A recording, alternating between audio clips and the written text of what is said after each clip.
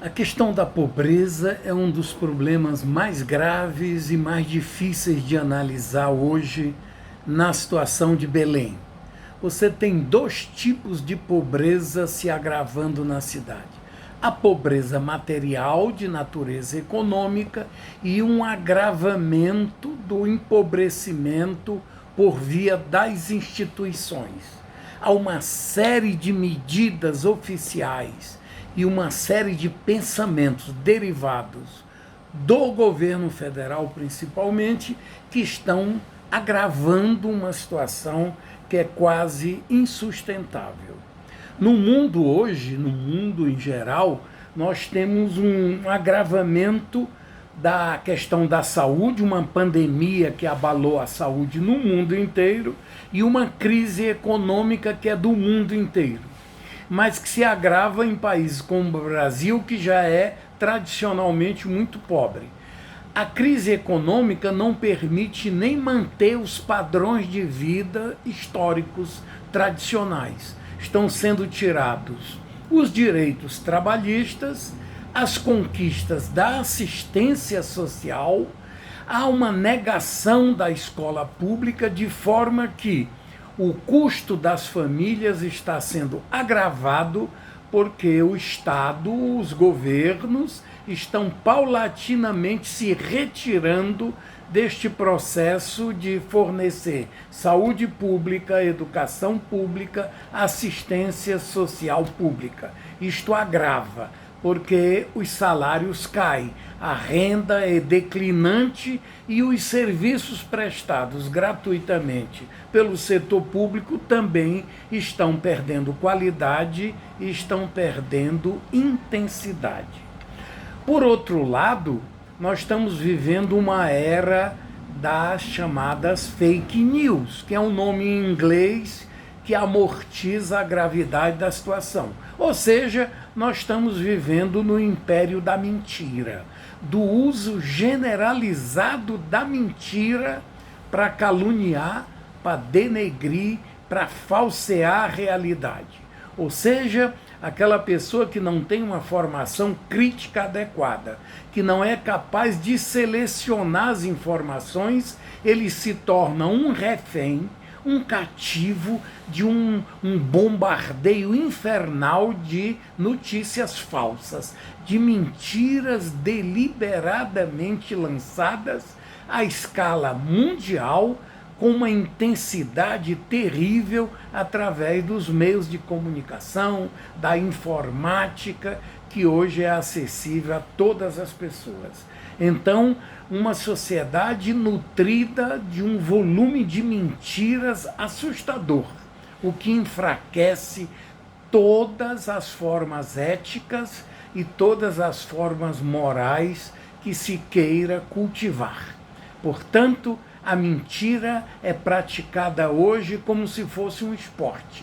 É praticada hoje como se fosse a forma de defender a salvação da sociedade, a salvação da política ou a salvação das pessoas. O padre Vieira já dizia que a mentira era usada no seu tempo como uma forma exagerada da busca da verdade. Então as pessoas seriam tão ansiosas pela busca da verdade que elas acabavam exagerando e caindo na inverdade, na mentira. No entanto, hoje, a mentira não é a busca da verdade. A mentira é a mentira pela mentira. A mentira hoje é a busca pelo poder.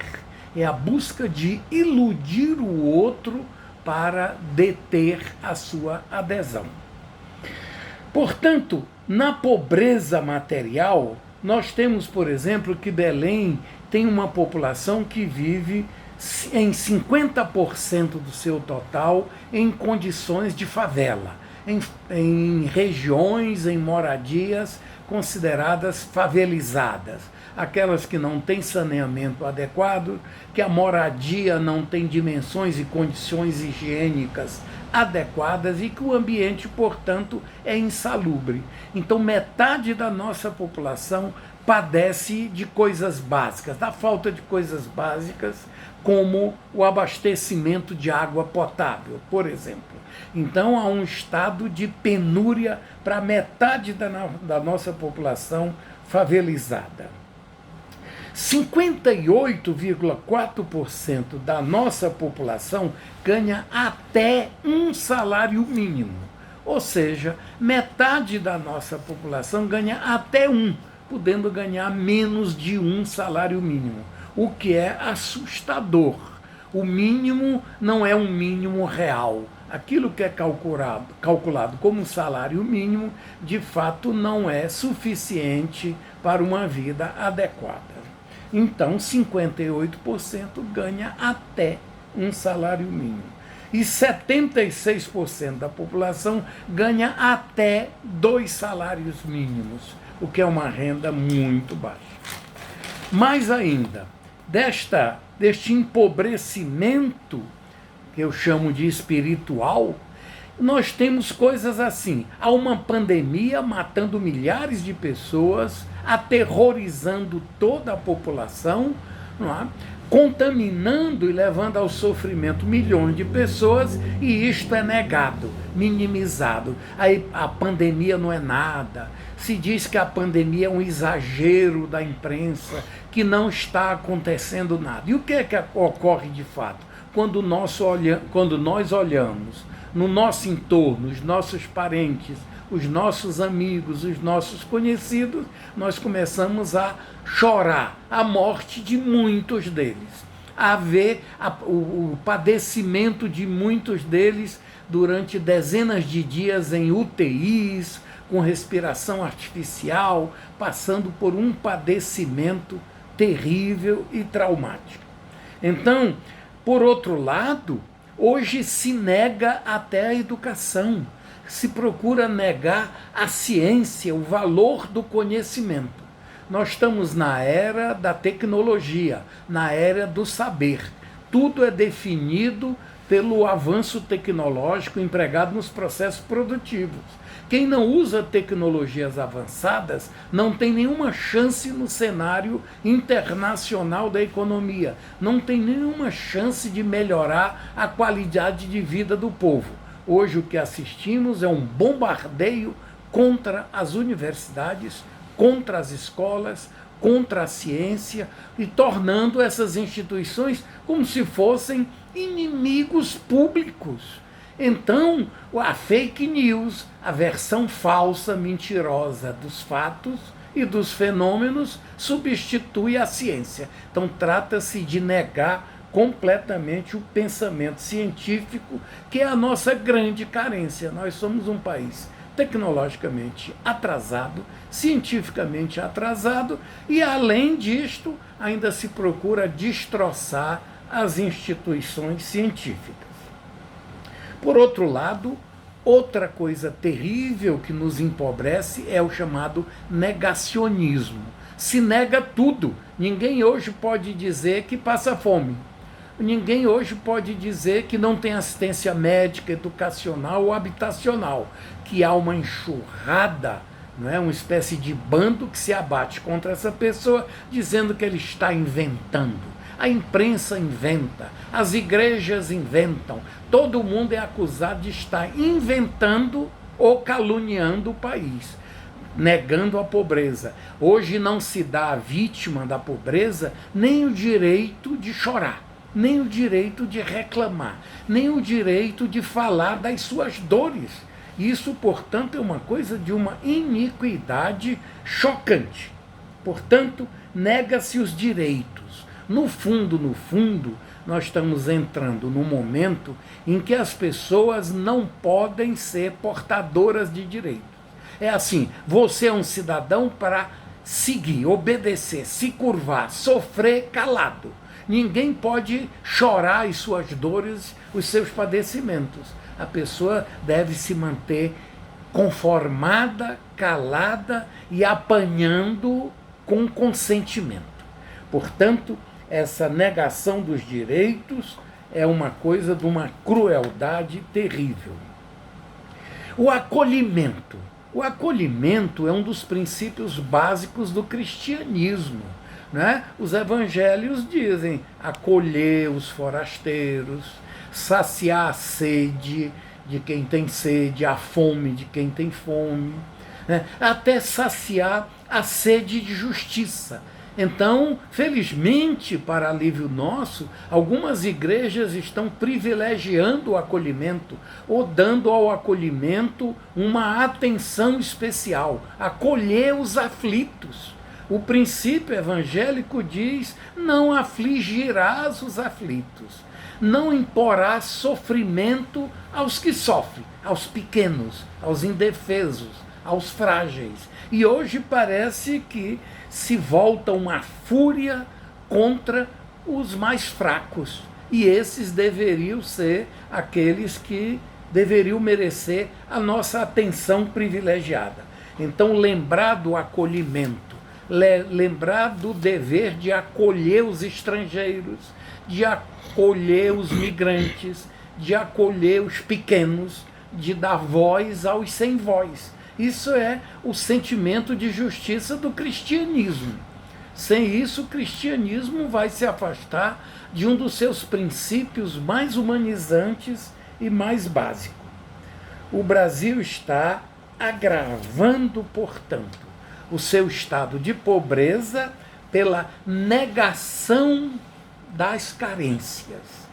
Tudo das políticas oficiais estão se encaminhando no sentido de negar a falta de alimentos para alguns, a falta de educação para outros, a falta de saúde para tantos, a falta de habitação, a falta de emprego.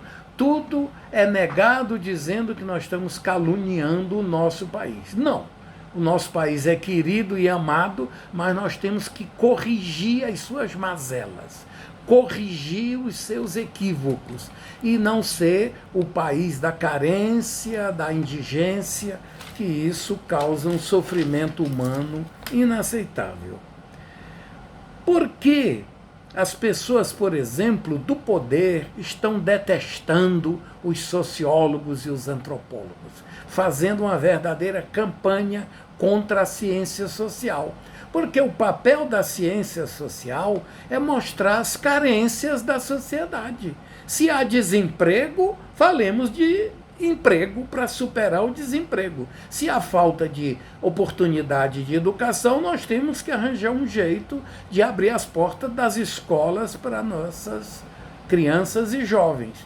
Por quê? De uma família pobre, uma oportunidade de estudar é a grande chance que ela tem, e muitas vezes de sair da pobreza, da indigência e ter uma vida mais favorável, menos aflita. Portanto, a educação é o caminho mais fácil e mais desejável para a promoção socioeconômica das pessoas.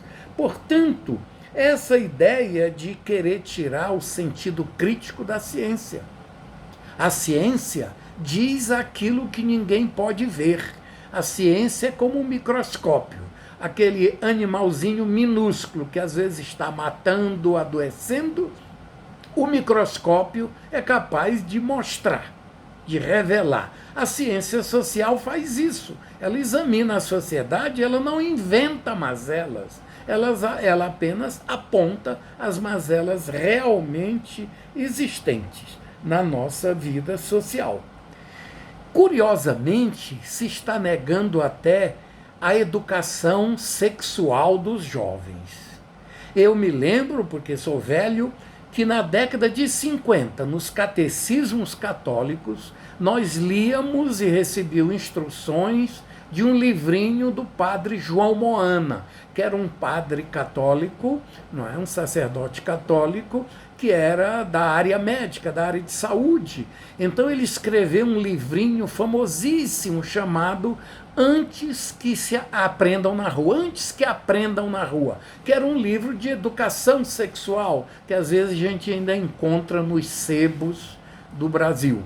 Esse livrinho era uma espécie de cartilha da educação sexual nas escolas de catecismo, nos catecismos das paróquias, das igrejas, das escolas confessionais, das escolas religiosas. E nesse livrinho dizia, antes que aprenda na rua, antes que a criança que está entrando na adolescência, na puberdade, aprenda a sua sexualidade ou viva a sua sexualidade de forma deformada, havia aquela instrução com base na biologia, com base na pedagogia e com base na doutrina social da igreja, antes que aprendam na rua, portanto, para evitar as distorções.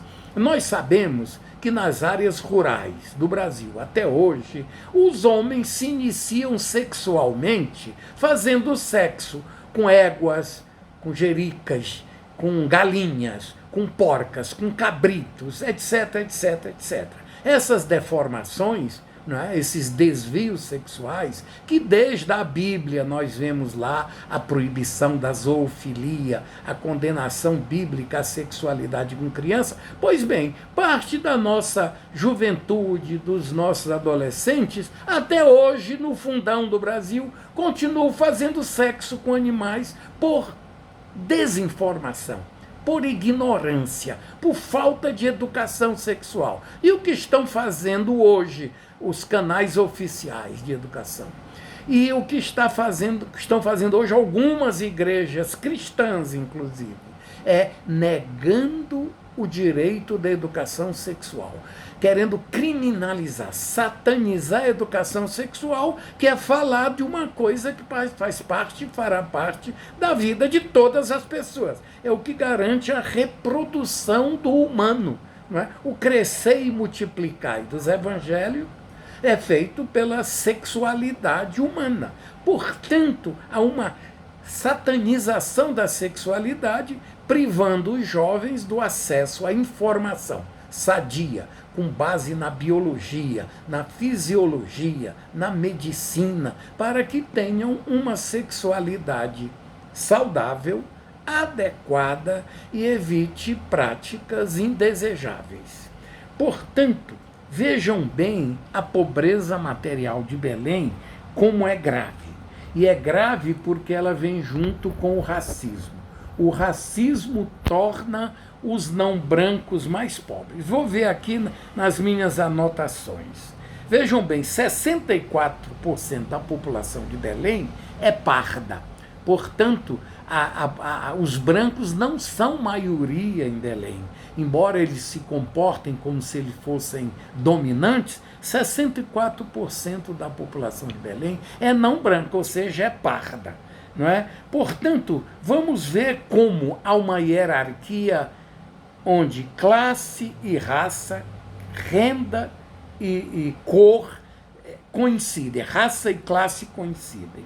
Por exemplo, os brancos ganham 46% mais em Belém. A renda dos brancos é 46% superior à dos negros e à dos pardos. Os pardos, que são 64% da população, ganham 17% a menos que a média da renda local. E os negros ganham 20% a menos do que a média da renda da cidade.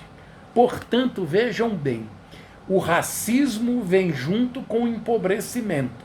As pessoas que não são brancas vão sofrendo mais. Quem é pardo, porque fica entre o branco e o negro, perde. Mas o negro perde mais porque é mais discriminado. Então, aquela história, no Brasil não tem racismo, no Brasil não se gosta do pobre, não. No Brasil, o pobre é o negro ou é o índio? E aqui em Belém, o pobre também é o pardo, que é a maioria. Então, a condição de negro leva ao preconceito e o preconceito leva ao empobrecimento. Portanto, não se pode separar raça de classe. A discriminação racial é usada para justificar o achatamento do salário. ela é utilizada para justificar a superexploração do trabalho dos negros e dos pardos e no interior do Estado, sobretudo para esmagar a renda dos índios. Aliás, os índios e a pastoral da igreja, o CIMI, que é a grande pastoral dos grupos indígenas, vem sofrendo muito para defender as terras indígenas. Há uma verdadeira fúria para saquear, para assaltar os territórios indígenas. Os índios já foram 11 milhões e meio de pessoas. Hoje eles estão reduzidos a 1 milhão de pessoas. Mesmo assim, os círculos conservadores ainda querem assaltar o único mecanismo que garante a sobrevivência do índio, que é a posse da terra. Tirar a terra do índio é eliminá-lo, é matá-lo. E isso é uma indignidade que a igreja, pelo menos a católica, não admite e reage de uma forma brilhante e de uma forma muito evangélica através do Conselho Missionário Indigenista. Então, o que se quer chamar a atenção é isso. É preciso não perder a sensibilidade. É preciso não perder a capacidade de se apiedar. É preciso não perder a capacidade de estar preocupado com a bondade. Mesmo porque ser bom com os outros, generoso com os outros, faz bem para nós mesmos. Eu me lembro que o último debate que eu participei com o padre Bruno Sec, no salão paroquial da igreja de São Raimundo Nonato, ele chamava a atenção para a radicalidade do evangelho. Quando ele dizia: a radicalidade do evangelho nos obriga a amar a todos os homens, até os inimigos. A radicalidade evangélica é isso.